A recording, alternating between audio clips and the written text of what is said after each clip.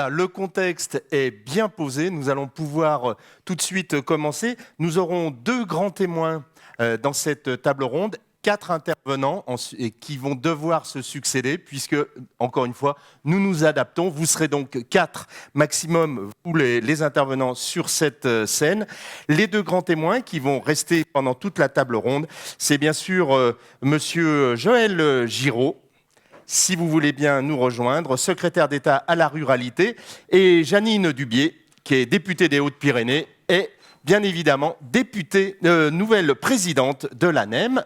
Madame, monsieur, vous nous rejoignez et j'appelle nos deux premiers intervenants qui vont vous rejoindre. Il s'agit de Anne Sander, qui est députée européenne, et Gilles Simeoni, qu'on retrouve donc président de l'exécutif de Corse, monsieur Simeoni, qui va être donc à côté du ministre, comme ça on va pouvoir dialoguer.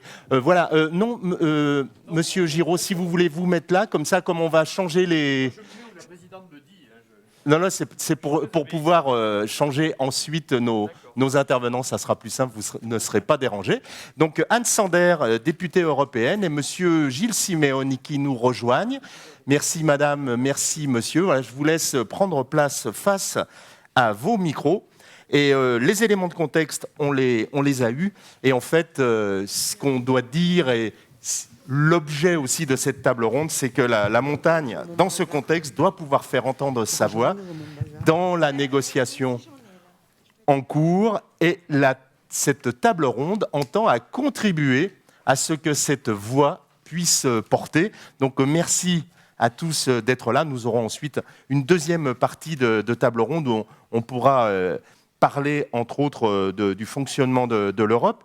Je vais, si vous le voulez bien, donner une première parole à monsieur Joël Giraud, secrétaire d'État à la ruralité. Merci d'être avec nous sous cette forme de table ronde. On va pouvoir dialoguer. Peut-être avec un premier point qui est assez important, c'est de rappeler quel est le lien entre politique européenne d'un côté et bien sûr politique montagne française. Comment est-ce que vous faites le lien entre ces deux politiques ? Bien, d'abord, bonjour et merci. Je voulais saluer ceux que je n'ai pas pu saluer hier, à savoir les personnes qui ont pris la parole tout à l'heure, et notamment le président de l'Assemblée et le président du Conseil exécutif de Corse. Alors, le problème dans ce genre de débat, c'est que comme on arrive après un certain nombre d'interventions qui étaient riches, on a tendance à vouloir répondre et à vouloir donner quelques éléments. Donc, vous me pardonnerez, parce que je n'ai jamais fait ce qu'on m'a dit de faire donc, depuis que je suis jeune. Donc, vous n'allez pas répondre à ma question. Donc, je vais en fait faire tout autre chose que ce qui est écrit sur mes notes et ce qui est en fait ce que vous attendiez de moi. Donc comme ça, les choses sont clairement établies. Moi, je voulais répondre parce que j'ai beaucoup apprécié, je tiens à le dire, toutes les références qui ont été faites. Je l'avais fait moi-même hier d'entrée de jeu à l'article 174 du traité de Lisbonne-Göteborg. Pourquoi ? Parce que trop souvent, nous sommes dans un pays qui oublie ce qu'il y a de positif dans les textes européens, pour n'en retenir que des textes un peu techniques, où d'ailleurs on a l'art de traduire le flamand de mauvaise manière, et d'arriver à des situations où la France n'est pas, comment dire, la meilleure traductrice des textes européens, et ajoute certaines contraintes aux contraintes, une situation que vous connaissez parfaitement, notamment dans les zones de montagne. Et c'est vrai que lors du débat sur la création de la NCT, alors que j'étais parlementaire, j'ai beaucoup insisté pour qu'il soit fait mention de cet article par amendement, à telle enseigne d'ailleurs qu'un membre du cabinet de la cohésion des territoires avait dit à la ministre de la cohésion des territoires « Méfiez-vous, ce type est un loup ». Ce qui me connaissant, mon amour immodéré pour ce prédateur posait quand même un problème, tout simplement parce que ces références au texte européen, ces références à ce que nous avions obtenu, puisque nous avions arraché quand même de haute lutte cette référence qui était la référence aux zones faiblement densément peuplées, aux îles et à la montagne, qui se retrouve ici, comme Jean-Félix l'a rappelé, au travers de la notion d'île-montagne, que l'on a portée d'ailleurs ensemble, en tant qu'à l'époque où il n'était pas parlementaire, mais où je l'étais déjà, et un certain nombre d'élus ici étaient présents, pour qu'on reconnaisse des territoires spécifiques. Alors oui, le lien, je crois qu'il est déjà là, il est avant tout là, c'est que la politique nationale de la montagne et la politique européenne de spécificité des territoires, qui va se traduire encore plus, je dirais, au travers de la loi 3D, puisque le mot différenciation est inscrit dans ce texte, c'est le lien qui va nous permettre demain tout simplement de faire en sorte que nous prenions en compte des territoires qui sont spécifiques, mais spécifiques. Parce que moi, si vous voulez, je suis toujours un peu inquiet parce que il y a des spécificités alpines, il y a des spécificités corses, mais il y a aussi des spécificités d'une vallée à l'autre. C'est des territoires qui sont parfaitement hétérogènes et justement, il est important que la politique qui va se mettre en place, la politique de cohésion, le prenne en compte. Alors, moi, je vais prendre rendez-vous dans les jours qui viennent auprès de la DG Régio pour que nous puissions justement aller plus loin dans l'intégration de la politique de la montagne. Et parallèlement, je le dis aux personnes de la NCT qui sont ici dans la salle, mais comme je suis très myope, je ne vois pas toujours qui est exactement dans la salle. Il faut aussi qu'au travers de l'ingénierie territoriale que nous mettons en place au sein de l'Agence nationale de cohésion des territoires, et je rappelle dont les préfets et les sous-préfets sont les représentants, les préfets et représentants officiels sur le territoire, il faut que nous arrivions demain à faire en sorte que l'ingénierie soit un assembleur des politiques publiques. Parce qu'on a tendance à se focaliser sur certains fonds. Alors on va parler du volet rural du FEADER, où on est inquiet parce qu'on se dit, de toute façon, quand le FEADER a des moyens qui sont très limites, on va privilégier les politiques qui sont les politiques traditionnelles de soutien à l'agriculture de montagne, parce qu'on ne peut pas descendre en dessous du niveau qui est acquis à l'heure actuelle. Donc le volet rural, qu'est-ce qu'on va faire avec ce volet rural? Quels vont être les moyens? Et on est parfois inquiet. Mais ici, il y a beaucoup d'autres politiques européennes qui sont des politiques européennes qui ne demandent qu'à être assemblées. Alors on le fait mieux dans certains pays que dans d'autres. Vous savez, j'ai des origines un peu partout, en Italie, en Autriche-Hongrie, en Slovénie, et même dans certains pays qui ne sont pas encore dans l'Union européenne, dont j'espère qu'ils le rejoindront un jour. Et je constate que ces fonctions d'assembleur sont mieux assurées. Peut-être parce qu'il s'agit d'États fédéraux ou quasi-fédéraux, il faut dire les choses telles qu'elles sont. Dans un État fédéral, les choses sont un petit peu différentes. Nos amis italiens ont même le droit de modifier en assemblée régionale des textes nationaux, alors que ce n'est pas un État fédéral, mais encore plus fédéral qu'un État fédéral. Et je dois dire qu'aujourd'hui, moi, je compte vraiment, parce que vous avez, certes, le FEDER dont on oublie qu'il est justement un vecteur qui peut flécher un certain nombre de fonds en direction de la ruralité, en direction de la montagne. Il y a des gestions qui sont des gestions, moi je tiens beaucoup à la cogestion et je tiens beaucoup je dirais, à respecter les autorités de gestion que sont les régions dans le cadre de ces fonds européens, mais il faut que nous soyons des assembleurs de l'ensemble des politiques publiques. Il y a des nouveautés sur le FSE+, qui sont extrêmement intéressantes pour des territoires comme les nôtres, pour les territoires de montagne. Il faut gérer maintenant et penser de façon intégrée l'ensemble des programmes. C'est quoi, c'est des logiques partenariales? C'est des logiques partenariales à mettre en œuvre. C'est notre logique à nous d'être les assembleurs de ces politiques publiques. Et moi, je vais y veiller vraiment parce que dans tous les territoires, vous avez des... Il ne faut pas se soucier, je dirais, à mon avis, il faut qu'on change de logique, qu'il s'agisse du FEADER, du FEDER, du FNADT, même de la DETR, de la DECIL au niveau de l'État. Il faut que nous arrivions, avec l'ensemble des fonds, à organiser ça presque comme une enveloppe unique pour les territoires. Moi, c'est mon objectif. Ce n'est pas facile à mettre en œuvre, parce que ce n'est pas dans la tradition française, mais en tout état de cause, si nous voulons réussir et avoir des politiques spécifiques, notamment ces politiques spécifiques de montagne, eh bien, il faut que l'ingénierie de la NCT et l'ingénierie des territoires se convergent pour cet assemblage qui sera profitable pour nos territoires, ce qui répond, j'allais dire, pour partie à ce que le président Simeone il disait tout à l'heure, parce que moi je crois aux territoires spécifiques, mais ils sont tous spécifiques. L'article 174, sa négociation, je me rappelle, je le disais hier, la négociation elle s'est faite d'abord au comité des régions, auprès du président du comité des régions, et celui qui a été nommé à mon cabinet, qui va l'être du moins parce que les arrêtés ne sont pas sortis, Nicolas Évrard, était le secrétaire général de l'Association européenne des élus de la montagne, il connaît ça par cœur, et et également l'homme qui avait négocié avec moi auprès de Donald Elder le fait qu'on introduise un avis d'initiative justement du comité des régions qui s'est traduit ensuite dans le traité. Je crois que c'est comme ça qu'il faut avancer, de façon à ce que nous puissions demain, je le dis et je le répète, faire plus, j'allais dire, d'ingénierie, assemblage, et pas cette politique qui souvent en France consiste à dire il y a un guichet là, il y a un guichet là, il y a un guichet là, il y a un guichet là, et au bout d'un moment, on rend des crédits. Et ça, c'est insupportable. Merci, on va pouvoir en reparler effectivement juste après. Un mot avec notre deuxième grand témoin, Jeannine Dubié, donc présidente de l'ANEM. On avait évoqué cette révision des programmes européens 2021-2027. Beaucoup de risques, il va falloir être attentif, mais aussi des opportunités en fait. Oui, en effet, et compte tenu du retard que l'on a pris, je vais être très brève dans mon propos parce que Jean-Félix a exactement posé le sujet de nos inquiétudes. C'est-à-dire qu'il a parlé effectivement du Brexit qui diminue la participation, c'est une participation conséquente quand même qui était apportée par l'Angleterre.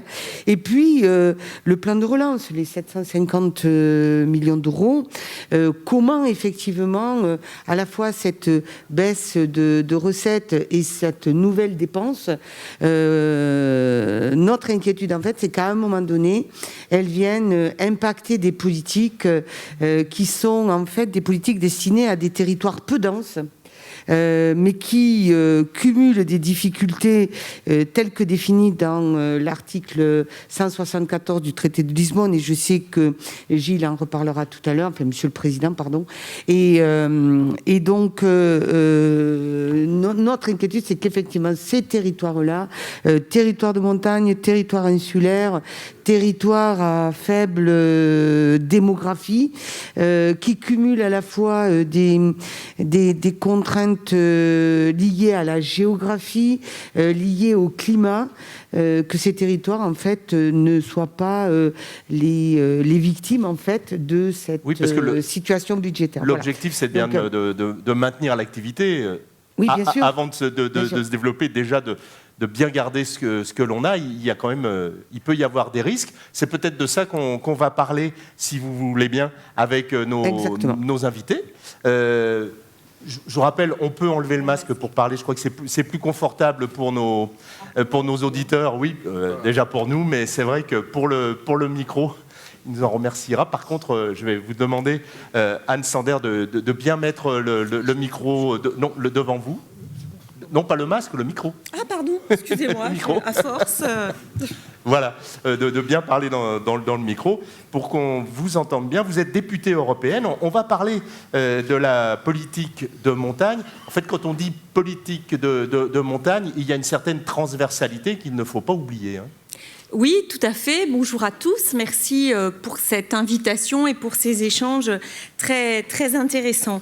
Alors, effectivement, au niveau européen, dans le cadre de la PAC, de la politique agricole commune, c'est le sujet sur lequel je travaille beaucoup, nous n'avons effectivement pas d'aspect montagne en tant que tel. C'est une vision plus transversale avec un certain nombre de mesures qui concerne la montagne. Il y a des fléchages. Il y a des fléchages, alors sur des territoires avec des handicaps naturels, mais je dirais il n'y a pas de fléchage en tant que tel montagne. Dans les différents textes que nous évoquons dans la PAC, vous n'allez pas retrouver une partie réservée aux territoires de montagne. Voilà, donc il faut qu'à travers l'ensemble des mesures, à travers le budget, les mesures environnementales et toutes les mesures, eh bien, nous veillons à chaque fois à faire en sorte qu'on puisse tenir compte des spécificités de la montagne, ou plutôt des montagnes, au niveau européen. Donc ça confirme le bien fondé de cette discussion. Quand on dit que la montagne doit faire entendre sa voix, c'est d'autant plus important. En fait, on est dans un contexte particulier, on l'a vu, vous confirmez, on est plutôt en baisse de budget. on est très clairement en baisse de budget. Alors, moi, je fais vraiment référence à la PAC. Hein. Alors, là aussi, le budget global de l'Union européenne a baissé. Alors, parallèlement, on nous explique maintenant qu'il y a un plan de relance et que ça pourrait permettre d'équilibrer les choses, mais ça ne rééquilibre pas les choses. Au niveau de la PAC, par exemple, il manque aujourd'hui 40 milliards d'euros par rapport à la programmation précédente. Donc c'est vrai que c'est pas négligeable. Oui. Néanmoins, nous avons effectivement ce plan de relance. Le fonds de relance, c'est le fonds de relance pour le qui est de 750 milliards d'euros qui, pour le volet agricole, se monte à 8 milliards d'euros. Et donc, ces 8 milliards sont vraiment fléchés sur le deuxième pilier. Et donc, il va falloir faire en sorte de proposer des mesures, d'avoir des programmes qui pourront intervenir sur des projets portés par les territoires de montagne. La question, c'est tout simple, c'est comment ? Ça passe par la discussion sur le l'ICHN ? Alors, il y a le budget de la PAC et il y a le plan de relance. Donc, ce sont deux choses, je dirais, différentes. Sur le budget aujourd'hui, je vous ai dit, il y a un accord entre les chefs d'État et des gouvernements au Conseil sur un budget général pour l'Union européenne, donc qui est en baisse, je l'ai dit. Et aujourd'hui, ce budget, il a été décidé au niveau du Conseil, mais le Parlement, qui a un droit de veto, ne s'est pas encore prononcé. Alors, il sera difficile pour les parlementaires de remettre en cause l'équilibre qui a été trouvé suite à des journées et des nuits de négociation. Néanmoins, le Parlement se mobilise fortement pour essayer d'infléchir encore ce budget qui, pour nous, n'est pas suffisamment ambitieux. Il y a des sujets comme l'agriculture, comme la cohésion, mais il manque également des financements pour la recherche, pour des programmes tels qu'Erasmus+. Voilà. Donc le Parlement continue à mettre la pression. Il y a un vote important le 20 octobre ? Alors ça, c'est autre chose. Le vote, et oui, voilà, vous voyez, voilà. Quand on dit que l'Europe, c'est compliqué, mais je pense qu'au niveau français, c'est tout aussi compliqué quand on rentre dans la mécanique institutionnelle. Le vote qui aura lieu la semaine prochaine, c'est le Parlement qui va voter la politique agricole commune. Et c'est d'ailleurs ce qui est assez difficile, c'est que vous avez les discussions sur le budget d'un côté et vous avez les discussions sur la PAC, sur le contenu des programmes de l'autre côté. Et donc depuis 2 ans, nous discutons de la PAC, mais sans connaître réellement le budget. Voilà. Néanmoins, nous avons avancé et dans cette PAC que nous allons voter, il y a effectivement des mesures comme l'ICHN, mesure très importante pour les territoires de montagne qui reconnaît le handicap naturel et demande à ce qu'on en tienne compte.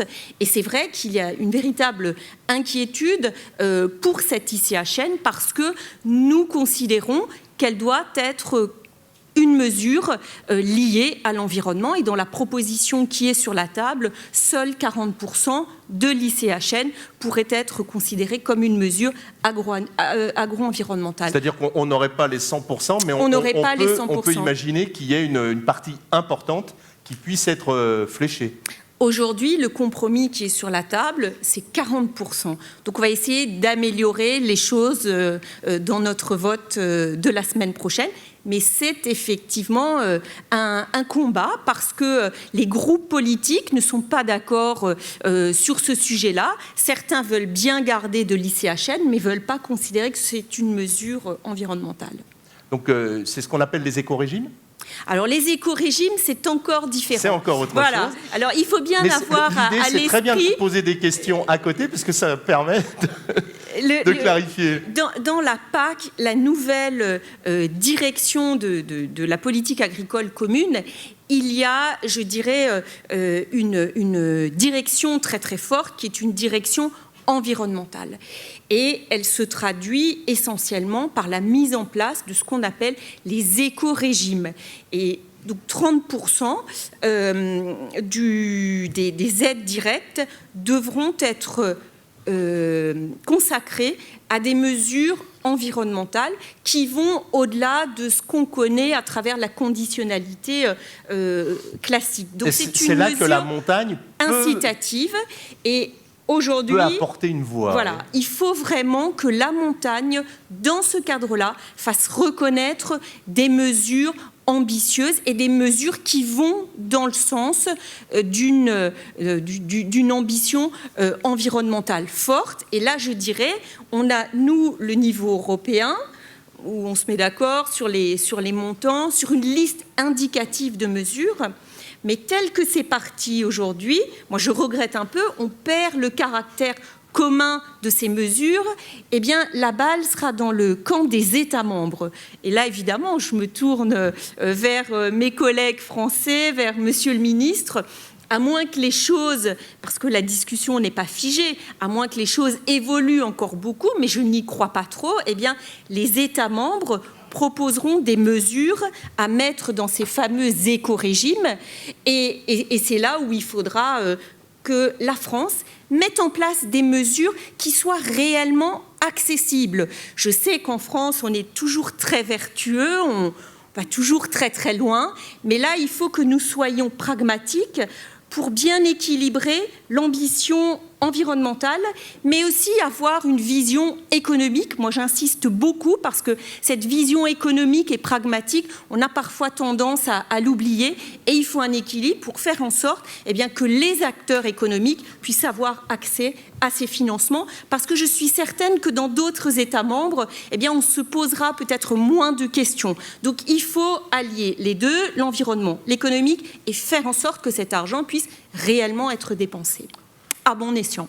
Merci beaucoup Anne Sander, c'était vraiment très clair.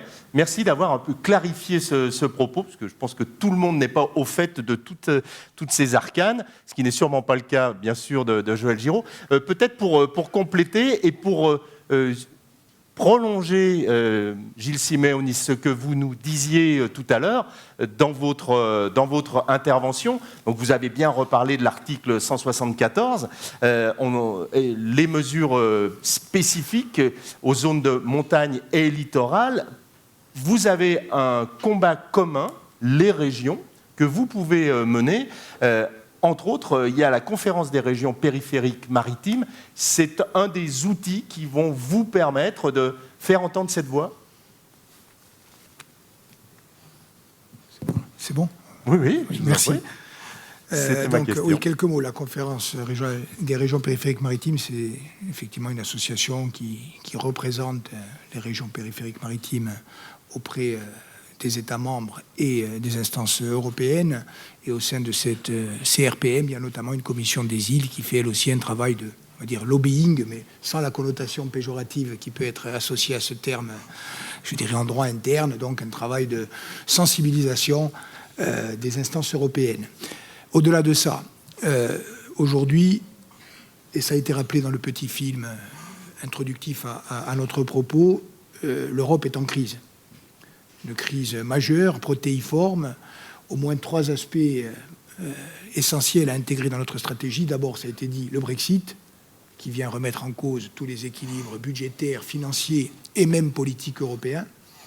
Deuxièmement, l'enjeu de sécurité qui vient grever largement le budget européen, notamment pour sécuriser par rapport aux phénomènes migratoires, etc. Il y a une forte pression d'un certain nombre d'États membres pour rééquilibrer le budget vers ce type de dépenses, et donc forcément au détriment d'autres dépenses, et notamment par exemple celles relatives à la politique de cohésion, qui est pour nous une politique essentielle. Et troisième facteur de crise majeure, bien sûr, la crise Covid, ses conséquences sanitaires, économiques et sociales, qui induit un bouleversement total de ce qui était considéré comme même définitivement acquis. Je pense par exemple à la relecture que l'on fait actuellement des aides d'État ou des règles du déficit public qui nous paraissaient ou qui nous étaient présentées comme totalement intangibles, qu'il s'agisse du contrat de Cahors pour la relation entre les collectivités ou l'État ou la règle des 3% au niveau du déficit. Aujourd'hui, tout ça est balayé, remis en cause. À partir de là, il faut, en partant de ce grand chaos primitif, essayer de remettre de la rationalité, de prendre des bonnes décisions. Et nous, territoires de montagne, de réfléchir comment, dans cet ensemble complexe, nous essayons de jouer au mieux notre carte. Première remarque, c'est que le calendrier aussi est bouleversé. Ça a été dit, c'est que le cadre pluriannuel ne sera pas adopté dans les délais prévus et que donc il y aura nécessairement encore un peu plus de temps pour la négociation. Moi, je vois 3 enjeux majeurs. Premier enjeu, c'est celui de maintenir et, si possible, d'améliorer les enveloppes qui sont consacrées directement ou indirectement au territoire de montagne. Alors, je dis directement ou indirectement parce que ça a été rappelé par Madame la députée, même si l'article 174 prévoit que, notamment les territoires de montagne, peuvent faire l'objet de politiques spécifiques, aujourd'hui, cet article est purement déclaratif et ne se traduit pas par des décisions opérationnelles. Et même si... Excusez-moi, est-ce que vous pourriez déplacer votre micro, comme vous vous tournez beaucoup, bien évidemment, aux personnes à qui vous vous adressez également autour de cette table, pour rester devant le micro. En gros, ça veut dire que, très probablement, sauf à la marge, il n'y aura pas de politique explicitement consacrée à la montagne dans les prochaines programmations européennes. Donc, ça veut dire qu'il faut qu'on réintroduise les critères qui sont constitutifs de la réalité des territoires de montagne pour obtenir des programmes qui prennent en compte ces critères et qui répondent à nos attentes. Donc, premier enjeu, dans un contexte où tout le monde tire la couverture à soi, les États du Nord contre les États du Sud, la plaine contre la montagne, l'agriculture contre l'industrie, etc., stabiliser l'enveloppe globale et, si possible, avoir des petits bonus de ci, de là. Deuxième enjeu, un enjeu de cohérence entre les différents instruments et politiques publiques. Aujourd'hui, il se trouve que les programmations européennes vont coïncider parfaitement ou largement avec les programmations et les contrats au plan interne. Je prends l'exemple de la Corse. Nous avons en même temps à mener la discussion sur les PO européens, le CPER, le contrat de plan État-région, et ça regarde également les régions de droit commun, et pour la Corse, la fin du PUI et le PTIC, qui est un programme spécifique qui a vocation à nous permettre de rattraper notre retard infrastructurel. Je crois qu'il y a vraiment, et la question n'est pas qu'une question de méthode, et j'ai essayé de le plaider avec le Président de la République d'abord, avec le Premier ministre ensuite, et je regrette bien sûr qu'il n'ait pas pu être aujourd'hui parmi nous avec d'autres membres du gouvernement, mais puisque le gouvernement est représenté ici, et fort bien représenté, j'insiste là-dessus, ce n'est pas qu'un problème technique. C'est un problème fondamentalement politique. Si on n'articule pas, à partir d'une vision cohérente globale, l'ensemble des dispositifs que l'on s'apprête à mettre en œuvre, c'est-à-dire les programmes européens, les contrats de plan État-région et pour nous le PTIC, on va avoir des effets de perte considérables sur l'efficacité des politiques publiques. Donc, premier enjeu, maintenir et si possible augmenter l'enveloppe budgétaire globale et faire prendre en compte des critères qui nous permettent d'abonder de la façon la plus satisfaisante possible aux différents dispositifs. Deuxièmement, à travers un dialogue fructueux avec l'État membre, la France, et avec les instances européennes, la Commission et le Parlement européen qui a un rôle globalement, je vais le dire, c'est ma vision politique, je trouve que le Parlement européen est beaucoup plus progressiste que la Commission dans son approche par rapport notamment aux territoires comme les nôtres. Donc, continuer à discuter avec les instances européennes sur un enjeu et étatique, sur un enjeu de mise en cohérence des dispositifs. Et troisième et dernier enjeu, et je termine en repartant du début, et des explications claires par rapport à des problèmes complexes, à mon avis, il y a un enjeu de simplification qui est essentiel. C'est ce que disait Joël Giraud dans la fin de son propos. Nous, ici, nous sommes des initiés, et pour la plupart d'entre nous, des élus. Et nous-mêmes, y compris en nous intéressant au dossier en concertation permanente avec nos services, nous n'arrivons pas à comprendre comment les choses se font et se décident. Comment voulez-vous qu'un agriculteur, par exemple, ou un chef d'entreprise, ou un maire de commune, je parle de celles que je connais, mais je sais qu'ils sont dans la salle, les maires, j'en vois plusieurs qui sont des amis, je les salue, qui ont des communes où il y a 40, 50, 60 habitants, avec des budgets de 30 000 euros. Comment voulez-vous que le maire puisse se retrouver dans le maquis, nous, ça nous intéresse. C'est le bon mot. On a un petit avantage dans le maquis des tests européens français qui régissent la matière, les dispositifs. Non. Donc il faut à la fois un enjeu de simplification et un enjeu d'ingénierie. Et je crois que vraiment, on en a parlé, y compris avec les services de l'État, je pense qu'il faut qu'on mette un pourcentage dédié, moi je pense au minimum 5% dans tous les programmes pour l'ingénierie, pour que l'ingénierie soit mise à disposition des acteurs, et notamment des acteurs de terrain. Donc on a la chance d'avoir aujourd'hui un alignement de planètes. Je salue le sénateur Paris, on a la chance d'avoir le député Plandré-Colombani, qui vient aussi de Tsons et de la région de l'Altaro, par exemple tout Paris, c'est le Beau, Jean-Félix Aquavive, c'est le Niolo notamment. On a aussi Jean-Jacques Panuzzi, bien sûr, oui. Même s'il n'est pas là, qui vient d'un territoire de montagne. Nous, en tout cas, notre famille politique, on a la chance aujourd'hui d'avoir des députés, des sénateurs, une majorité territoriale unie, une écoute bienveillante, je l'espère, de la part du gouvernement, des élus de l'ANEM mobilisés, des présidentes, j'ai cru comprendre, assez dynamiques, donc, et des parlementaires européens qui nous aident. Normalement, on devrait y arriver. Oui, Joël Giraud, je vous ai vu acquiescer beaucoup pendant cette prise de parole de Gilles Simeoni. Oui, j'acquiesce parce que je suis aussi pragmatique que lui. Donc, j'aime bien quand des gens parlent de manière très, très pragmatique. Il y a un levier qui est un levier extraordinaire, qui est le FEDER. Le FEDER, c'est le grand levier de la politique quand même européenne. Et il faut quand même rappeler une chose, parce qu'il y a des gens qui se mettent des interdits, y compris dans les administrations. Le FEDER, il n'est absolument pas réservé aux métropoles ni aux zones urbaines. Le FEDER, c'est un outil qui a prouvé d'ailleurs depuis quelques années son utilité. Les PO régionaux sont financés par le FEDER. Le POI, les PO interrégionaux sont financés par le FEDER. Donc c'est un soutien financier qui s'adapte vraiment aux spécificités de chaque territoire. Pour peu que, politiquement, effectivement, on définisse une politique globale et qu'ensuite, on regarde comment adapter les instruments qui sont des instruments parfaitement adaptables.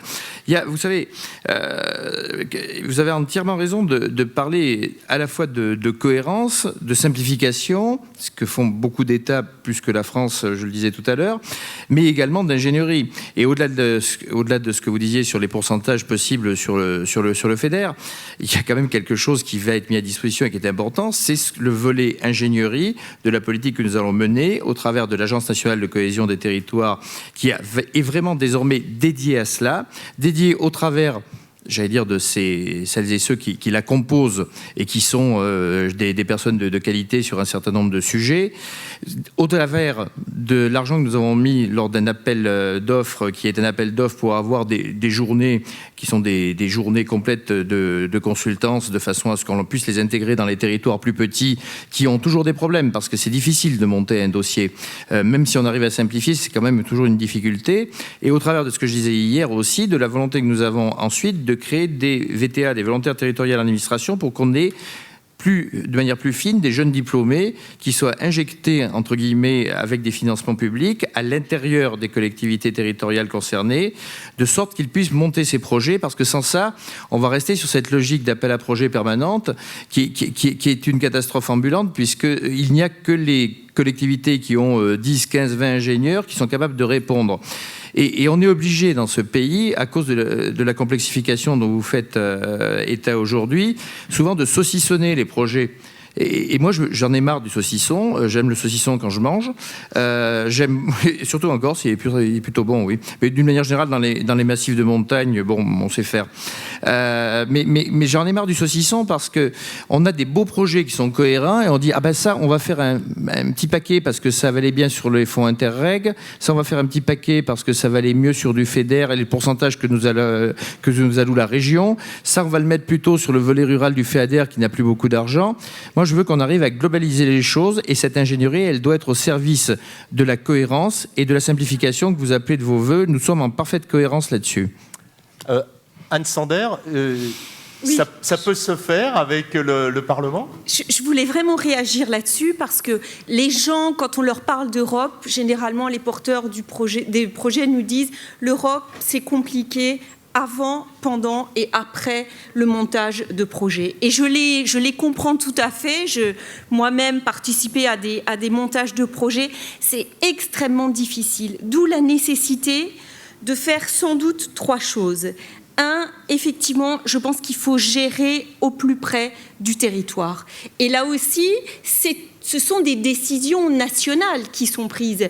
La gestion des financements du deuxième pilier de la PAC, moi je suis alsacienne. Donc dans notre région, on était région précurseur, on a expérimenté depuis 2004 la gestion des financements européens par la région. Et ça a très bien marché. Donc moi je plaide vraiment pour une gestion au plus près du territoire.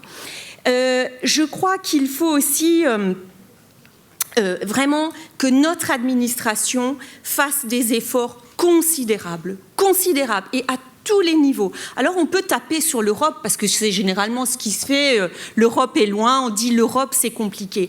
Mais finalement, à part sur les gros projets, et là c'est plutôt l'université ou les équipes de recherche qui sont concernées, sur les autres financements, les financements de l'Europe, ils transitent par les États et par les collectivités. Donc c'est là aussi qu'il y a une vraie responsabilité si on veut simplifier, si on ne veut pas complexifier les choses. Il y a un programme, les fruits et légumes, lait à l'école. Je ne sais pas s'il y a encore des communes qui montent ces projets. C'est des financements 100% européens. Personne ne les monte, alors que ce serait une opportunité formidable pour nos producteurs, pour les enfants, pour tout le monde, mais c'est tellement complexe. On va pouvoir en parler juste après avec nos deux intervenants suivants. Et un mot encore, nous, ce que nous avons mis dans notre projet de la PAC, ce qu'on a introduit, c'est un droit à l'erreur au niveau européen. Alors, je sais qu'il y a un droit à l'erreur au niveau français, mais ça ne s'applique pas aujourd'hui au financement européen. Donc j'espère, Monsieur le Ministre,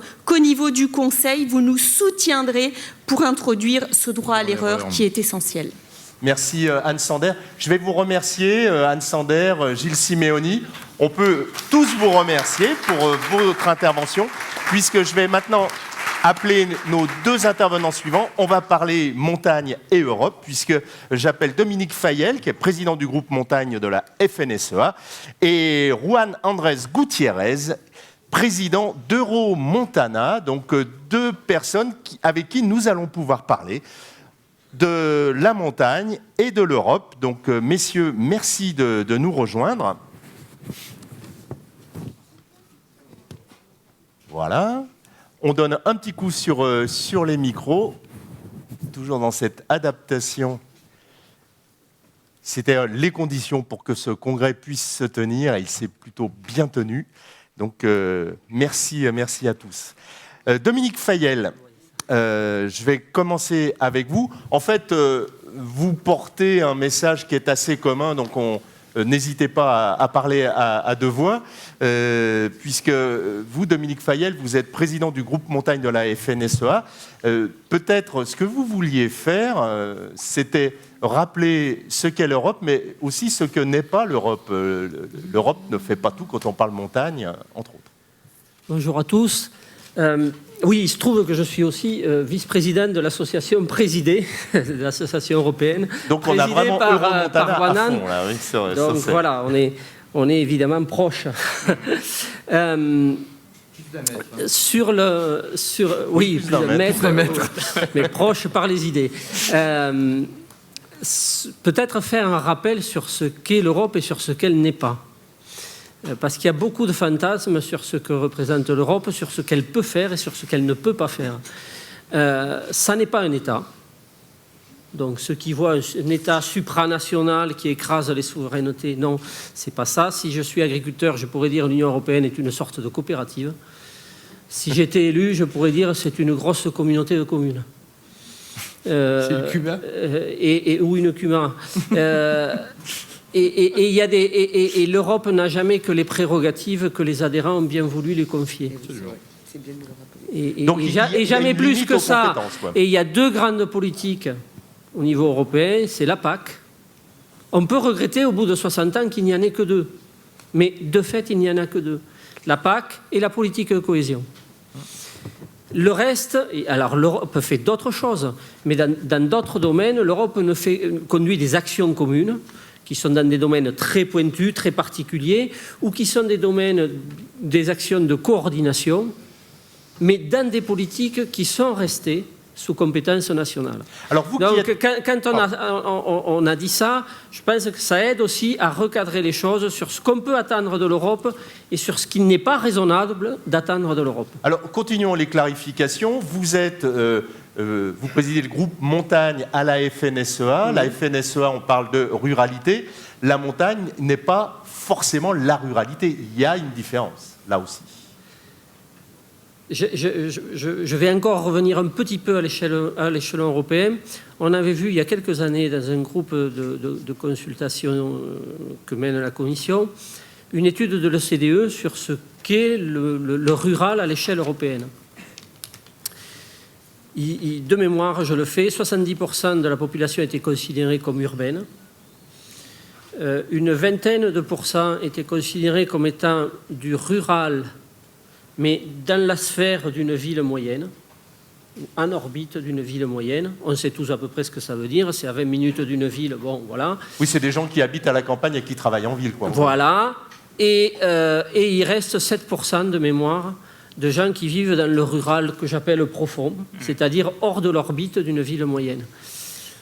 Et c'est vrai que pour les territoires de montagne, alors moi j'habite en Aveyron, entre Rodez et Aurillac, et je fais partie des 7%. Voilà. C'est-à-dire un coin que si vous n'aviez rien perdu, vous venez rien y chercher.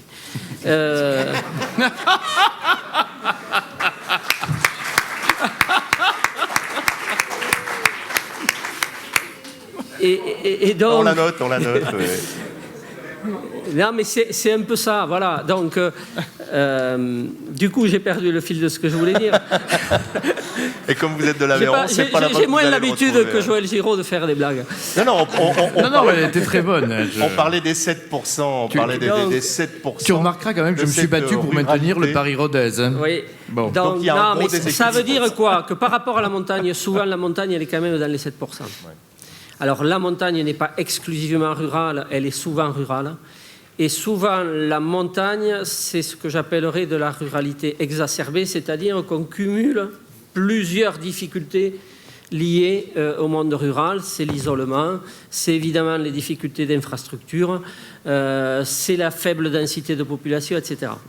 Donc, il est illusoire d'imaginer qu'à l'échelle européenne, comme à l'échelle nationale, on réglera les problèmes de la montagne en faisant l'impasse sur les problèmes de la ruralité en général. Et en fait, il y a un point sur lequel vous vouliez insister, c'est que la ruralité n'est pas forcément assez bien représentée, parce que 7% de population, c'est une voix qui est difficile à entendre, alors que 7% qui sont sur un territoire qui est très important à l'échelle nationale. On vit dans des sociétés qui se métropolisent, c'est-à-dire que la population se concentre dans des villes, voire plus que dans des villes, dans des métropoles.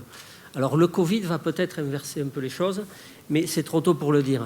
Et ce n'est pas que la population qui se concentre dans les métropoles, c'est aussi la création de richesses. C'est ce qui rendra quand même un peu compliqué le mouvement inverse. Regardez le poids exorbitant que peut avoir l'Île-de-France et la couronne autour de Lyon dans le PIB de notre pays. Voilà. C'est aussi ça, la métropolisation des sociétés.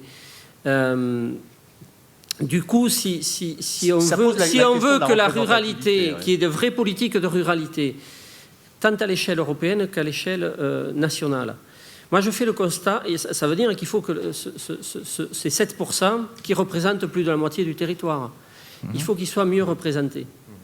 Je fais le constat qu'au niveau national, tous les scrutins désignent des élus à la stricte proportion de la population. La Constitution date de 1958, c'était une époque où le sujet ne se posait pas. La population était... Il y en avait partout, il y avait un peu plus de monde dans les villes, mais ce n'est pas grave, à la limite, tous les territoires étaient représentés. Aujourd'hui, il y a une telle concentration de la population dans les villes que les territoires ruraux ne sont presque pas ou plus représentés. Ce qui n'est pas le cas dans tous les pays. Il y a des pays qui savent... Ce qui n'est pas le cas ailleurs. Toutes les grandes démocraties ont une double représentation à la fois de la population, c'est la base de la démocratie quand même, et aussi une représentation des territoires. Je prends deux exemples souvent, je l'ai dit à Joël Giraud il y a 15 jours, 3 semaines. Prenez les États-Unis, il y a 2 sénateurs, quel que soit l'État. Le plus peuplé, c'est la Californie, 45 millions d'habitants. Le moins, c'est le Vermont, je crois, et 600 000 habitants. Il y a 2 sénateurs dans les 2 cas. Prenez un pays comme l'Allemagne. Brême, le plus petit État, 700 000 habitants, 3 sénateurs. La Rhénanie du Nord, Westphalie, qui est le plus peuplé, 18 millions d'habitants, il y a 6 sénateurs. Ça veut dire qu'il y a malgré tout une prise en compte des territoires. Alors je sais que dans les dispositifs français, il y a eu un effet correctif pour essayer de faire en sorte que malgré tout, il reste un député en Lozère, même si la Lozère n'a que 70 000 habitants. Mais ces effets correctifs ne suffisent plus aujourd'hui. Il faudrait que la Chambre basse soit véritablement la représentation des territoires. C'est une proposition, effectivement, qui est intéressante. Il y a des choses à faire, c'est une très bonne idée. Juan Andrés Gutiérrez, vous êtes président d'Euromontana, donc. Quand on a entendu, on a bien parlé de l'article 174, est-ce qu'on arrive à apporter une attention spécifique, quand même, aux zones de montagne dans les politiques européennes? C'est aussi un combat que vous menez, puisqu'on les a évoqués, c'est la CPMR. Oui, bonjour à tous. D'abord, je remercie de pouvoir être ici. Je pense que je suis le seul francophone et non francophone de la salle, donc j'espère que je ne parle pas français tous les jours, que je me ferai comprendre bien. De ce que j'entends, vous êtes francophone. En tout cas. Merci. En fait, je viens du Pays Basque Sud, donc en Corse, je vous dis que je me sens à la maison. Ce mélange des montagnes et des mers, on est et pour d'autres raisons aussi, ouais. Par rapport à votre question là, en fait, l'article 174, je pense que c'est comme déclaration d'intention, c'est très bien là, mais je pense que ça s'applique pas suffisamment. Et je dirais que il faut encore. Moi, je suis ici comme représentant d'Euromontana. Je ne suis pas un spécialiste dans la PAC ou dans la politique européenne. Finalement, Euromontana, ça rassemble pas mal de secteurs. Euromontana, c'est la montagne dans son ensemble.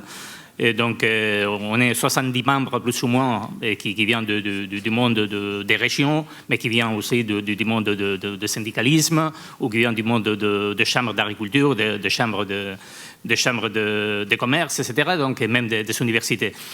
Et donc, mon produit à vendre, entre guillemets, c'est qu'il faut coopérer là. Donc, il faut faire que le 174 se met en marche avec la coopération entre réseaux. L'Europe, c'est compliqué, on l'a dit tout à l'heure. Et une des façons de faire face à cette complication, c'est se rassembler d'une façon transversale. Donc, Euromontana, l'ANEM, et la fédération des régions maritimes, et c'est finalement des réseaux qui doivent travailler ensemble. Et l'article 174 appellerait à qu'on applique beaucoup plus qu'on l'applique les rural profit. On ne l'applique pas systématiquement.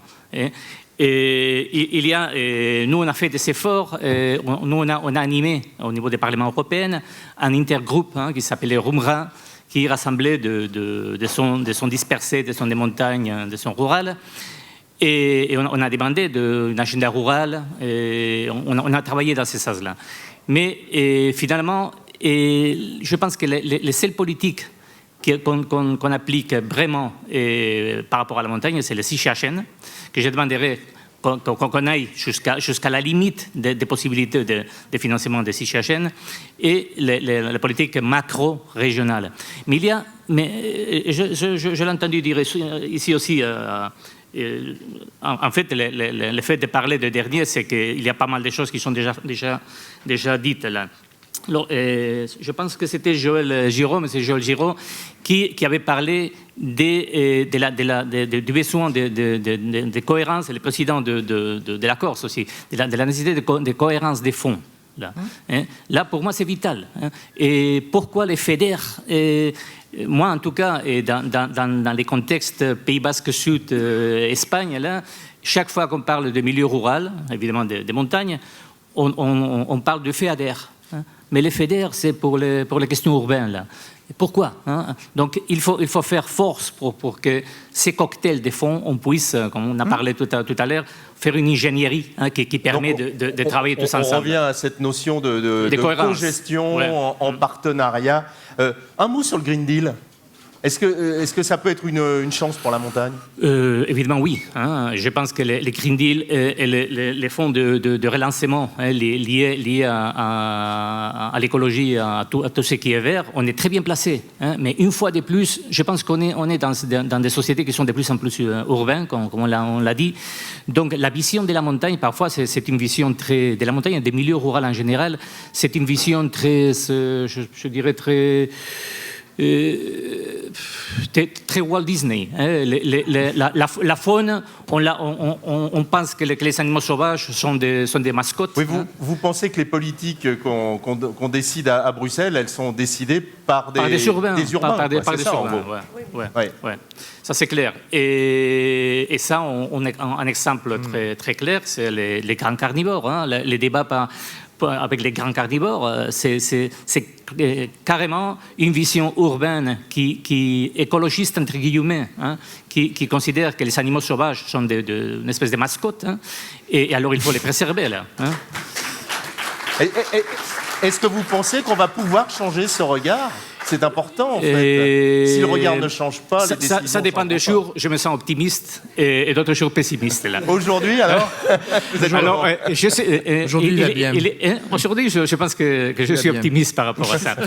Et c'est un peu paradoxal, mais la Covid, ça aide dans ce sens-là. Hein. Il y a pas mal de gens qui commencent à donner de la valeur aux espaces naturels, au milieu rural, etc. Donc, c'est le moment de faire un gros effort de communication. On n'a pas parlé de communication. En tout cas, je ne l'ai pas écouté là. Il faut faire un gros effort de communication en disant... Cette table ronde, en exergue, ce qu'on dit, c'est faire entendre la voix. Donc, il est clair que ce qui se dit ce matin va être utilisé. Ouais, il faut faire des choses comme ça. Là. Et il y a des anecdotes un peu ridicules. Hein. Ça me vient à la tête. Ça fait un mois, et quelqu'un en Espagne qui venait d'un milieu très urbain, je ne sais pas de quelle ville là, et c'était une femme qui passait ses vacances dans son village. Elle a vu évidemment des chiens et des chats qui couraient par là. Alors elle était scandalisée. Alors elle a pris les chats, spécialement les chats, et elle les a envoyés à des associations de protection des animaux parce qu'elle disait que c'était des animaux qui étaient abandonnés. Hein. Donc c'est la vision urbaine de quelqu'un qui pour la campagne, c'est comme ça, parce que c'est comme ça. Mais il ne comprend pas que derrière la campagne, il y a une économie, il y a une société, il y a des agriculteurs qui maintiennent ça. Ouais. Il y a aussi un travail... Gilles Simeoni en parlait de lobbying, ou j'aime bien le mot qu'il a utilisé, de sensibilisation. On peut rajouter d'information, parce que là, on a à expliquer quelque chose. Je crois que ça serait important. Peut-être Joël Giraud en réponse. Oui, en réponse, ou je dirais en accompagnement plutôt, parce que je partage d'abord le point de vue qu'il y a une vision de la montagne qui est un peu particulière. Dans nos discussions hier avec une association française de pastoralisme, et la vision du pastoralisme doit être, par exemple, revue à l'aune de la réalité de ce qu'est le pastoralisme, et pas une vision qu'une vision. Alors, moi, je suis d'une culture italo-germanique, donc je dirais une vision à la Heidi. Vous, c'est un petit peu différent, mais c'est la vision de Heidi qui arrive avec ses petites fleurs et qui fait un gros bisou sur le nez du loup, quoi. Donc je comprends tout à fait ce que vous nous dites là. Ce qu'il faut savoir aussi quand même, c'est que l'apport de l'Union européenne dans tout ça, c'est que on a un bon exemple, c'est l'agenda rural en France. L'agenda rural, il a d'abord été pensé au niveau européen, puisqu'il y a un certain nombre de gens qui ont travaillé là-dessus, dont Gérard Peltre, qui est une des personnes ressources, je dirais, en la matière. Ensuite, il a tenté d'avoir une déclinaison dans tous les États. Et finalement, c'est chez nous que l'agenda rural s'est remis en marche avec ses 181 mesures, dont un tiers d'ailleurs sont déjà réalisées. Et les 2 tiers qui restent, j'ai la mission également de les réaliser.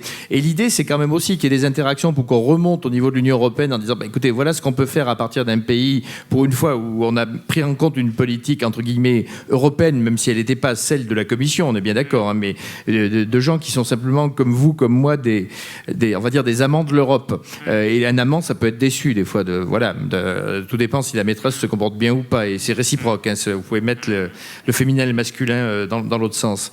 Mais là, on a une belle politique qui est celle de l'agenda rural, qui justement est issue d'une réflexion européenne et devient une réalité sur le territoire qu'il faut faire remonter pour que tout le monde en bénéficie. Et je voulais juste rajouter une chose, parce que je connais bien depuis longtemps avec Dominique, donc je connais bien l'histoire. Alors, avant de réviser la Constitution, parce que je ne vais pas y arriver tout de suite, hein, on y arrivera, mais peut-être quand on aura tous, je dirais, on sera tous peut-être au cimetière, mais bon, on y arrivera peut-être avant. Mais c'est vrai que bon, il y a un truc qui manque beaucoup, c'est qu'on n'a jamais mesuré quelles étaient les externalités négatives de la métropolisation. On les a pas mis en perspective parce que ça semblait bon pour tout le monde. Voilà. Donc, on s'est rendu compte qu'il y avait pour autant des externalités négatives.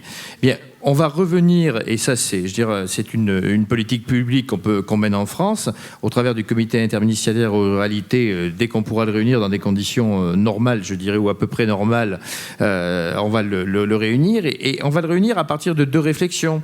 La première réflexion étant celle de la nouvelle définition de la ruralité, et tu as raison de poser le problème, parce que c'est pas tout à fait... On a des définitions de la ruralité qui sont pas tout à fait stables, et on travaille avec les associations d'élus à une nouvelle définition avec l'INSEE qui soit cohérente avec la définition européenne pour qu'on n'ait pas de hiatus sur la définition de la ruralité, parce qu'on peut avoir 10 000 habitants et être rural, comme on peut avoir 2 000 habitants et être urbain, puisqu'on est dans une zone d'influence d'une ville importante et on est finalement une cité dortoir. Mais également la définition, pour laquelle je compte beaucoup, des aménités rurales. Parce que ne parlons pas du côté négatif de la métropolisation, c'est pas la peine de revenir là-dessus, j'allais dire dont acte, mais si on définit correctement les aménités rurales, ça fait l'objet d'un rapport qui en est au stade du rapport d'étape et qu'on présentera au CIR, qui, à mon avis, est intéressant parce qu'il va présenter ce que peut apporter en plus la ruralité et ce qui peut se traduire dans les politiques publiques. Quand on a commencé à mettre en œuvre, commencé à mettre en œuvre en tant que rapporteur général des finances, la dotation de biodiversité à base de politiques européennes qui sont Natura 2000 ou de politiques nationales que sont les parcs nationaux, on a commencé à dire ce qu'était une aménité rurale. Et je pense que c'est là-dessus que l'on peut avoir des leviers qui permettent ensuite de réétablir une politique qui serait une politique basée sur quelque chose d'incontestable en termes d'aménité. Peut-être un dernier mot. Je crois que vous voulez profiter peut-être de la présence des élus pour lancer un appel, Dominique Fayel. En profiter, oui, en abuser, non. D'autant plus qu'on les croise quand même régulièrement. Donc voilà.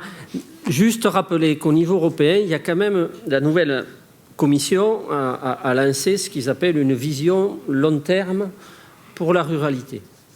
Alors, dit comme ça, c'est sympathique. Est-ce que ça va se traduire en acte ou pas? Ou est-ce que ça va rester juste une intention? C'est ce à quoi, à Euromontana, on va essayer, avec d'autres, dont le RAID, effectivement, avec Gérard Peltre et d'autres encore, de travailler. Moi, si vous observez les choses sur plusieurs programmations européennes, les crédits qui ont été effectivement dotés aux zones rurales ont diminué au fil des programmes européens. Ça n'a pas été une volonté explicite, mais c'est de fait comme ça que ça s'est produit. Si on veut le corriger, moi je pense que ça passera par ce qui a été dit tout à l'heure par Gilles Simeoni, c'est-à-dire qu'à un moment donné, il va falloir flécher les crédits. Sinon, naturellement, les crédits finiront là où il y a la population. Et s'il y a de plus en plus de population dans les villes, les crédits iront de plus en plus dans les villes. C'est presque une fatalité. Donc il faut vraiment arriver à cette notion de crédit fléché, tant au niveau européen qu'au niveau national. Un mot sur l'ICHN, parce que je suis agriculteur et que je ne peux pas ne pas en parler. Pour terminer. C'est l'outil d'une politique agricole de montagne. Européenne et nationale. La France est quand même un des pays les plus en pointe sur le sujet, il faut quand même le dire. Elle y consacre 300 millions de cofinancement tous les ans. Donc c'est pas rien, c'est une belle politique. Il faut le soutenir. Il va falloir le soutenir. Et comme le disait tout à l'heure Anne Sanders, les États membres dans cette PAC auront un rôle accru. C'est eux qui vont écrire les plans stratégiques. Donc au moment des plans stratégiques, effectivement, il va falloir être attentif à ce que notre pays inscrive bien dans le bon ordre de priorité l'ICHN. Je ne suis pas inquiet sur le principe, il faut toujours être vigilant sur les crédits. Voilà. On va se garder du temps pour le débat. Je vais vous donner la parole. Janine Dubié, vous allez avoir une intervention tout à l'heure. Donc, effectivement, je vous donne bien sûr la parole pour clôturer cette on table avait ronde. convenu que je ne parlerai pas beaucoup pour laisser un max de temps. Oui, parce que vous avez votre allocution juste après. Je voulais réagir juste à un propos de Monsieur le ministre de Joël sur la notion d'aménité. Je veux rappeler que cette notion d'aménité, nous l'avons introduite dans la loi Montagne 2 et il est écrit dans son article 1 que la montagne est source d'aménité et notamment d'externalités positives. Et je voulais souligner ça parce que nous sommes attachés en fait la ruralité, c'est une chose. La montagne fait partie de la ruralité, mais avec ses spécificités. Et je pense notamment à la pente. Et la pente, c'est aussi la production. Je pense notamment à tout ce qui touche à l'hydroélectricité. Quand on parle d'externalités positives, la montagne produit de l'énergie. Moi, je veux toujours rappeler, et Marie-Noëlle Battistel le fait régulièrement, 12% de l'énergie aujourd'hui est produite par l'hydroélectricité, première énergie renouvelable. Et on n'en parle pas suffisamment. Voilà. La pente, c'est aussi la neige, c'est l'économie de la neige. Et donc, voilà, je voulais dire à Joël que pour nous, en fait, l'espace montagnard n'est pas en opposition à l'urbain. L'espace montagnard, c'est un lieu dans lequel l'urbain vient se ressourcer, l'urbain vient prendre du loisir, il l'utilise, il la consomme aussi. Hein. Et donc, en retour, la montagne, on doit prendre en compte ces contraintes parce qu'il y a des populations qui y vivent au quotidien toute l'année et je pense notamment aux agriculteurs, à l'économie montagnarde, à l'élevage pastoral. Et je rebondis sur ce que vous avez dit, c'est vrai que c'est pas le sujet, mais je pense que sur les prédations, je veux dire que personne ici autour de cette table n'est ni contre l'ours ou contre le loup. Simplement, c'est la cohabitation de ces espèces avec l'élevage pastoral et le pastoral qui crée un sujet. Et c'est là-dessus que nous devons travailler. Et pour ce faire, nous sommes allés à Bruxelles. Et je veux redire à Annie qu'il a évoqué, mais que nous, et avec les autres parlementaires intéressés sur le sujet, que nous continuerons à travailler, peut-être pas sur la Convention de Berne, ça me paraît compliqué, mais sur la directive Habitat, il faut absolument qu'on obtienne de la part de l'Europe qu'elle accepte d'ouvrir la discussion pour au moins reposer un diagnostic. Parce que la directive Habitat, c'est plus de 50 ans quand même, hein. Et en 50 ans, les choses, elles ont évolué. Donc, on a le droit d'exiger qu'on refasse un diagnostic de la situation, parce qu'elle n'est pas forcément la même, et peut-être qu'à ce moment-là, on pourra aussi mieux se faire entendre. Très bien. Je vous propose qu'on donne la parole à la salle. Vous allez sûrement avoir l'occasion de réintervenir. C'est vrai qu'on a beaucoup d'interventions qui sont des témoignages ou des prises de parole. Il y aura peut-être des questions. Donc, je vais me mettre ici pour voir les demandes de parole. Jean Lassalle. Merci, monsieur l'animateur, parce que vous êtes confondant d'efficacité et de gentillesse. Bon, aujourd'hui, je ne ferai pas, je ne dirai rien de travers, parce qu'on ne pourrait le faire nulle part aussi bien que nos hôtes savent le faire quand ils ont envie de le faire. Je voulais dire à Joël Giraud que je me souviens que pendant des années, nous avons été au coude à coude pour défendre les mêmes valeurs et que je ne peux pas croire que le fait qu'il soit devenu ministre, et nous en sommes fiers, puisqu'il est le deuxième député le plus haut de France, ait pu le changer en quoi que ce soit. Je voulais dire à mon tour que Geneviève, on ne l'oubliera jamais. Parce qu'Annie, oh, ben là, ça y est, il fallait que je fasse... Non, mais c'est fait. Elle est déjà oubliée. Il m'est arrivé de me tromper à propos de mon épouse aussi. Non, écoute, on ne t'oubliera jamais, parce que gérer une bande de caractériels telle que celle que nous formons, c'est du talent et du génie. Bon, Janine, c'est toute une promesse. Je le dis parce que je suis un des plus anciens, que j'ai participé à tous les congrès en Corse. Et merci beaucoup, très chère Janine. Il n'y a que Pierre Bretel qui reste là. Et d'ailleurs, une petite pensée pour Pierre-Rémy, qui était avec nous, les 12 insurgés, dont le père de Lydie Altapé ici, qui avons fondé un jour l'ANEM à l'Assemblée nationale. Alors je voulais dire, cher Gilles Simeoni, cher Jean-Guy Talamoni, que vous envoyez un message à toutes les provinces de France. Et je dirais à la France et à l'Europe et peut-être au monde entier. 60 ans d'une aventure hors du commun. Et vous parlez tous les Corses d'une manière exceptionnelle, le français. C'est parce que, peut-être comme nous, Basques et Béarnais, vous avez eu la chance d'apprendre une autre langue avant. Donc, je ne pourrais rien ajouter d'autre. J'ai été le seul, cher collègue et ami, à ne pas avoir voté la loi Montagne. Et pas uniquement parce que mon prédécesseur, ancien ministre du général de Gaulle, n'avait pas voté la première non plus. Mon non-vote avait été un signe d'encouragement. Parce que, très sincèrement, il y a beaucoup à faire au niveau européen, mais il y a beaucoup à faire au niveau français.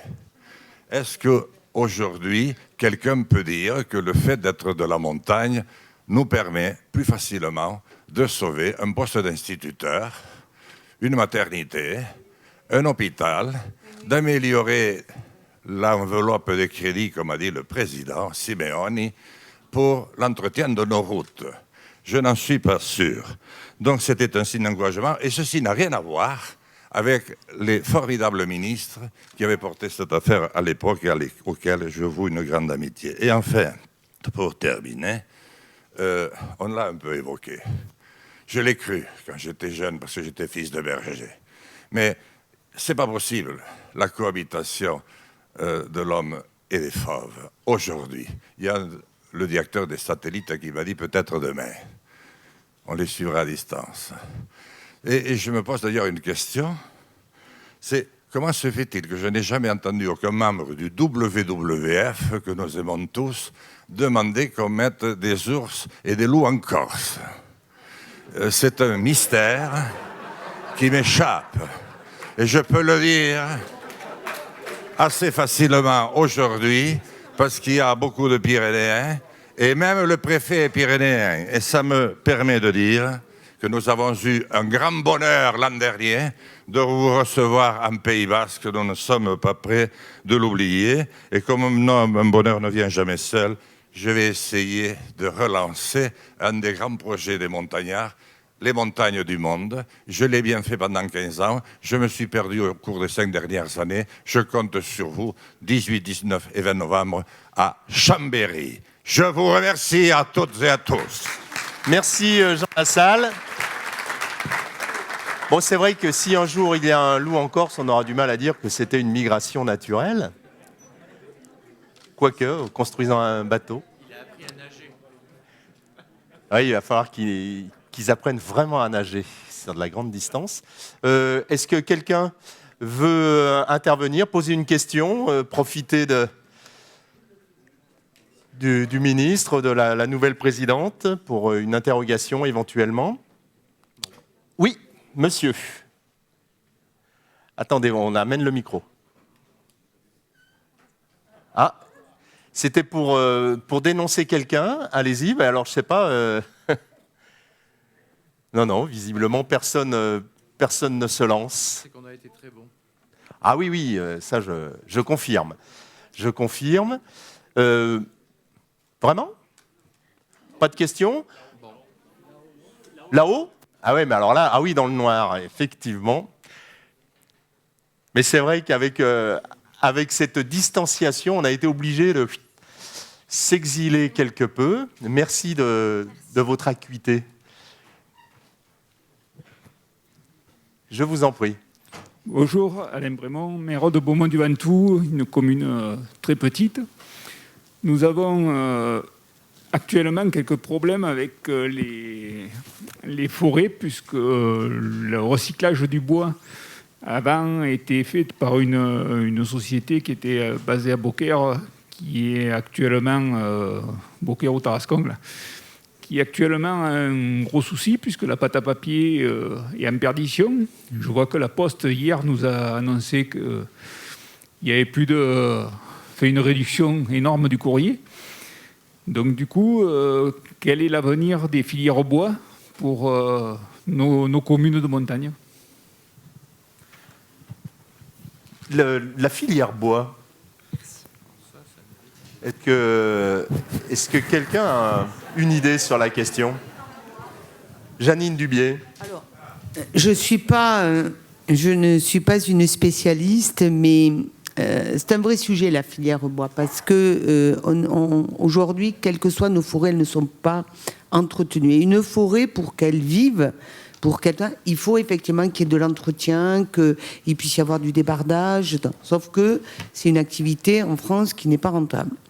Et ce qui se passe aujourd'hui, et donc Jean Lassalle d'ailleurs est très au fait de cette situation, nous voyons arriver des entreprises européennes avec des projets d'installation de scieries industrielles et qui nécessite un tel tonnage, enfin je ne sais pas si on dit du tonnage pour le bois d'ailleurs, enfin, en tout cas une telle capacité, un tel volume, que le risque c'est effectivement que ces forêts qui certes ont besoin d'être régénérées, d'être entretenues, se trouvent complètement dévastées parce que on prélèvera beaucoup trop de bois pour pouvoir rentabiliser la scierie industrielle.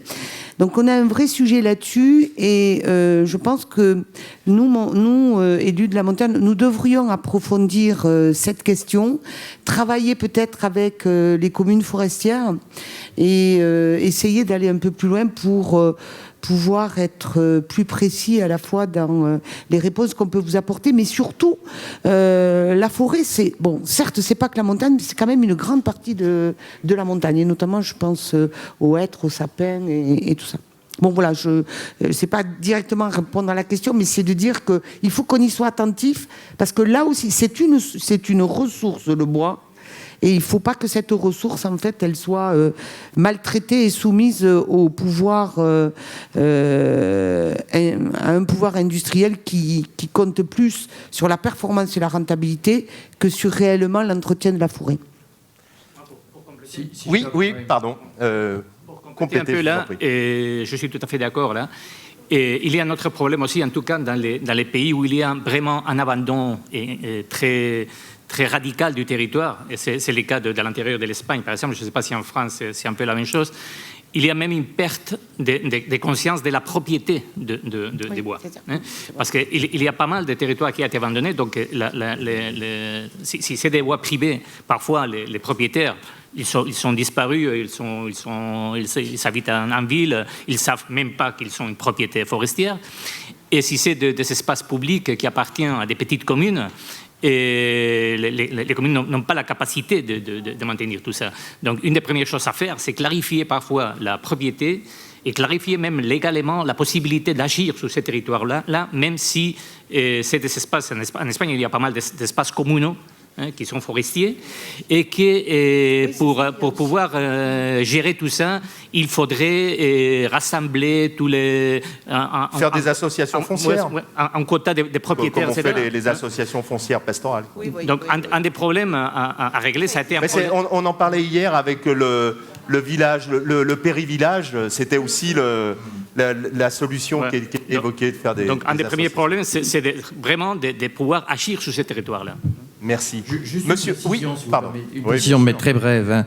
Rien n'empêche ici, dans les futurs contrats de relance et de transition écologique, d'avoir des volets bois construction ou bois énergie qui soient un peu efficaces.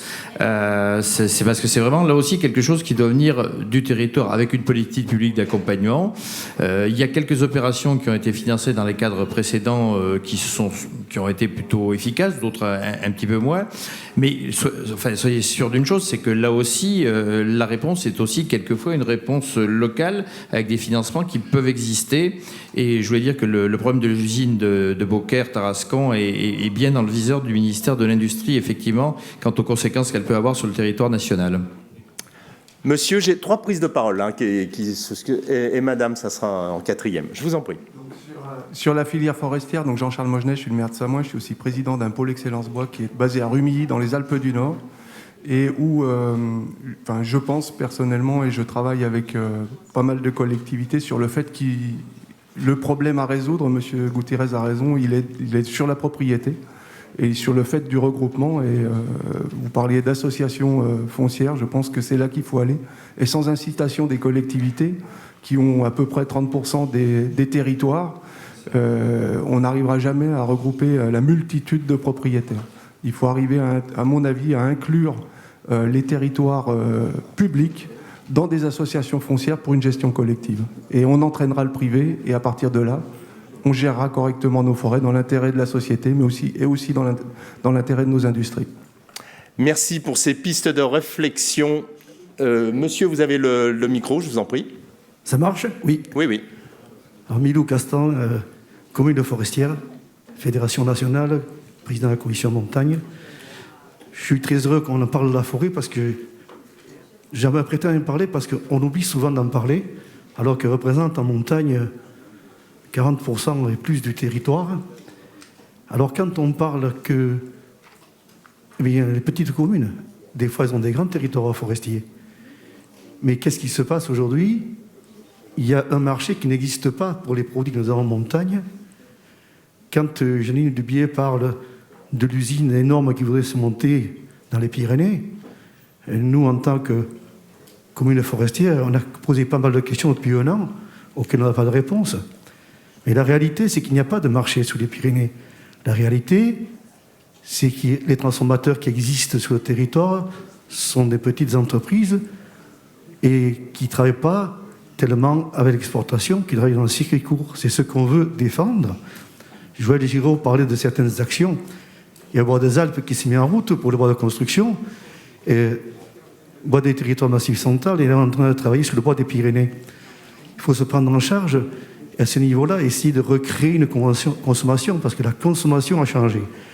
Il n'y a pas que le bois construction, le bois énergie. Et le bois énergie en montagne, son problème, c'est qu'il faut qu'il travaille en circuit très court pour avoir une réalité d'utilisation de réseaux qui affranchit un peu les communes ou les collectivités sur l'enveloppe énergétique et que ça fixe des emplois sur le terrain. Parce que, ensuite, j'ai entendu parler de la question des propriétaires privés. Au niveau des communes, ça s'organise bien, mais les privés, c'est vrai, il y en a des milliers sur le territoire, comme j'ai entendu, qui ne savent pas où ils ont peut-être la propriété.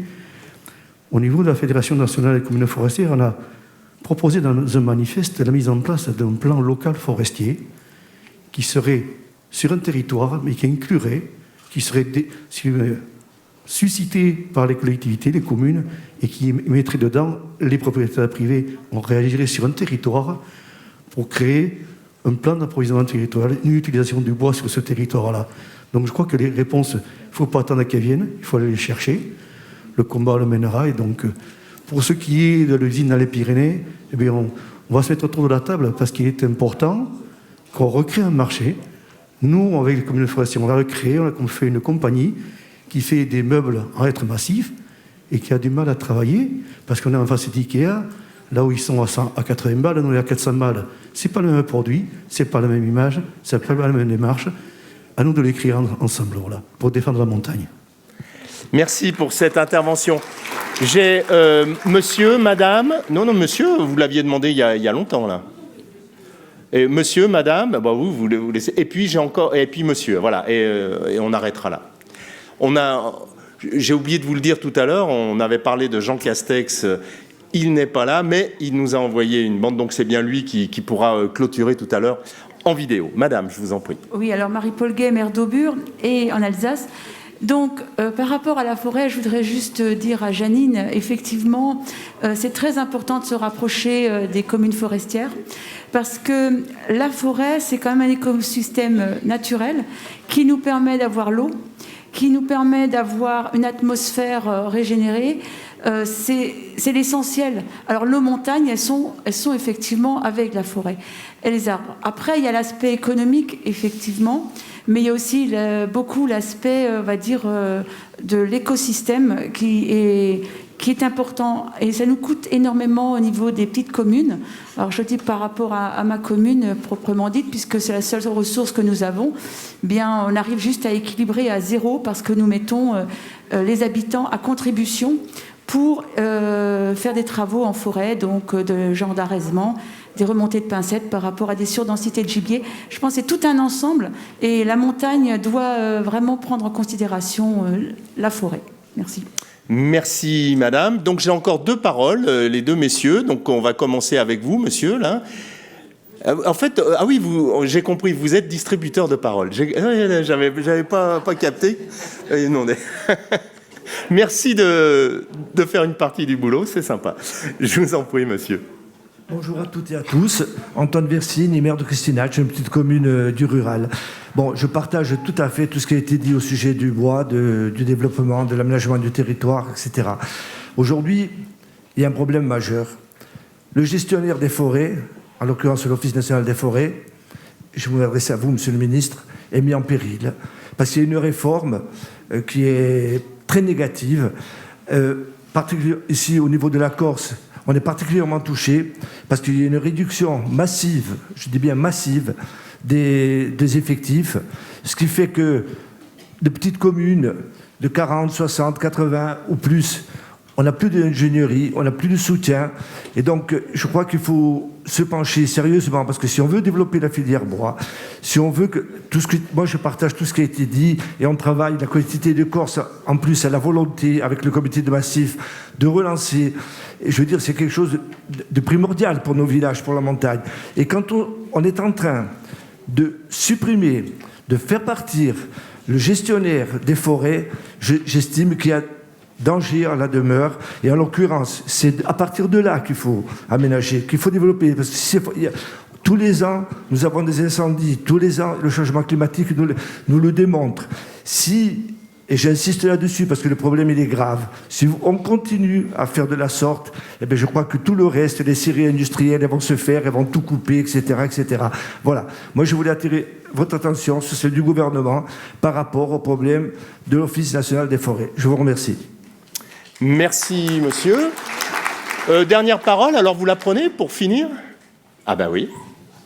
Je vous en prie. Je vous remercie, monsieur. Ce n'était pas le distributeur de parole, mais j'avais cru comprendre qu'il y avait une certaine latence sur les prises de parole. J'ai laissé les techniciens s'exprimer sur la forêt, mais je voudrais prendre 30 pardon, secondes. vous ne vous êtes pas présenté. Noël Pereira, maire de Pierrefitte-Nestalas dans les Hautes-Pyrénées. Je voudrais, avant peut-être la clôture de ce oui, ce sera la congrès, dernière question ou dernière intervention. Je pense oser me faire le porte-parole de l'ensemble des congressistes pour remercier l'ANEM, la Corse, pour la qualité de leur accueil. Et je pense qu'on peut applaudir une nouvelle fois toute cette organisation. Et comme nous sommes entre montagnards et que nous avons la chance d'accueillir le Premier ministre de la Montagne, cher Joël Giraud, je voudrais que tu fasses passer ce message, tu l'as vécu en direct ici à Corté. Nous avons, nous, la montagne, le droit à la différenciation, le droit à l'expérimentation. Et je voudrais vous faire partager quelques mots d'une chanson pyrénéenne qui va nous rassembler. Sur ces monts orageux, j'ai bâti ma chaumière, et près des noirs sapins, j'ai toujours habité. J'y vis comme les glands, tranquille dans son air. Là, je n'ai qu'un seul désir, c'est la liberté. Liberté, liberté, chérie, à toi mon cœur, à toi ma vie. Liberté, liberté, chérie, à toi l'aurore et le soir de mes jours. Ô montagnard, Ô montagnard, sois fidèle toujours. J'ai compris pourquoi vous vouliez prendre la dernière parole. C'est très bien, c'est parfait. Je vous propose que nous arrêtions là cette table ronde. On peut remercier les deux premiers intervenants qui ne sont plus sur scène. On les associe aux remerciements. Merci, messieurs.